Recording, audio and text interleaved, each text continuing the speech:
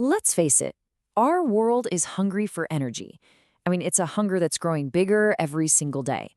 Our data centers, our EVs, all our huge ambitions for the future, they all need more and more power. But what if the answer isn't here on Earth? What if the ultimate clean energy source has been hanging right over our heads this entire time? All right, here's the game plan. First, we'll talk about this energy wall we're hitting here on Earth. Then we'll introduce the lunar solution and get into exactly why the moon is the perfect place for this.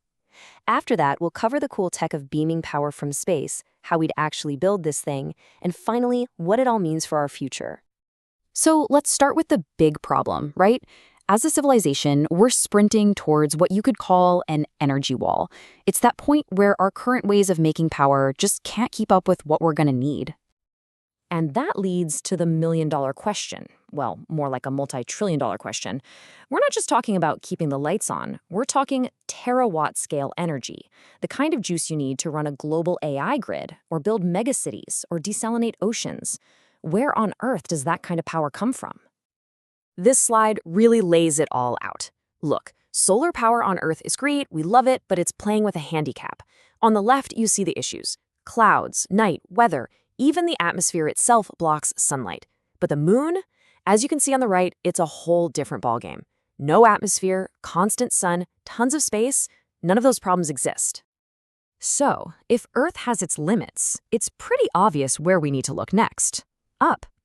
And this brings us to a concept that sounds like it's straight out of a sci-fi novel, but trust me, it's based on some very real, very serious engineering.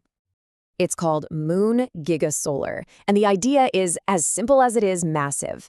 Build a permanent, planet-scale energy grid on the surface of the moon. So let's be super clear on what we're talking about here. This isn't just a handful of solar panels. It's a huge network of solar farms, soaking up pure, unfiltered sunlight and then beaming that power back home to Earth 24/7 with no interruptions. So, you've got to be asking, why go through all that trouble? Well, let's break down why the moon isn't just a good option. It's pretty much the ultimate platform for solar energy.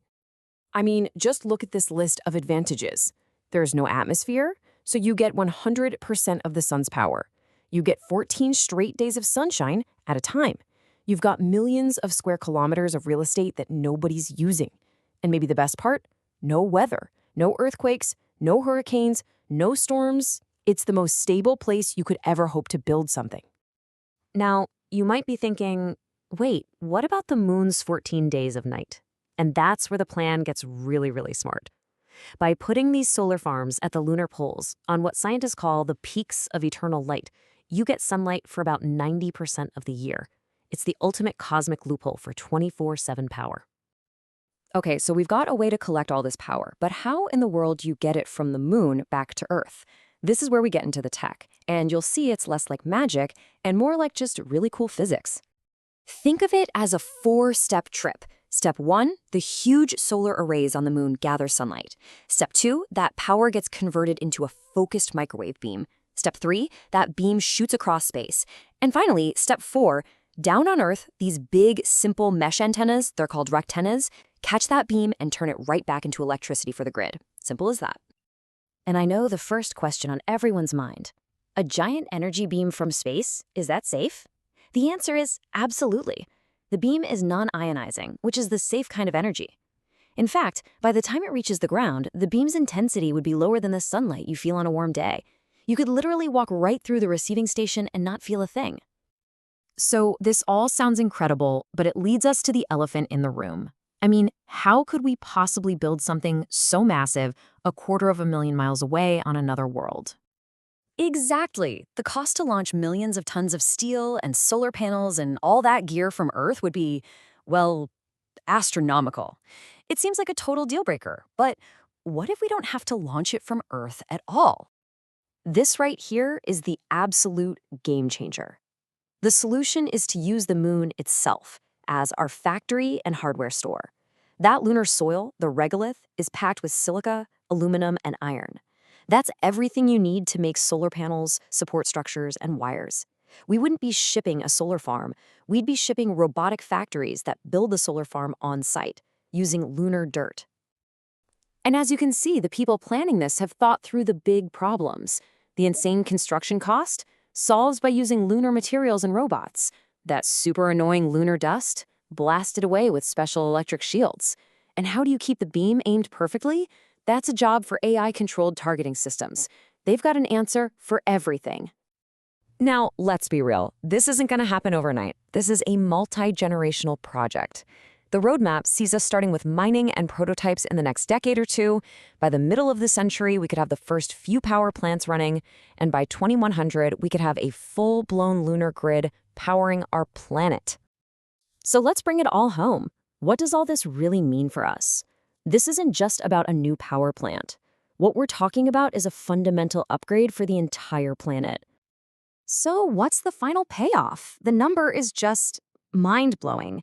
We're talking about 1 to 2 terawatts of clean, continuous power. That's a T. It's a number so huge, it's honestly hard to even wrap your brain around. So what do you do with 2 terawatts? Well, you could power entire continents. You could run the future global AI network without breaking a sweat. You could make floating ocean cities a reality. You could solve water shortages for good with unlimited desalination. You basically kickstart a whole new space-based economy. This is civilization-level power. And here's the best part. You can see how it stacks up. Compared to fossil fuels, it's zero emissions. Game over. But even compared to renewables here on Earth, it doesn't need huge tracts of land, and it doesn't care about the weather. It is simply the cleanest, most reliable energy source we've ever been able to dream up.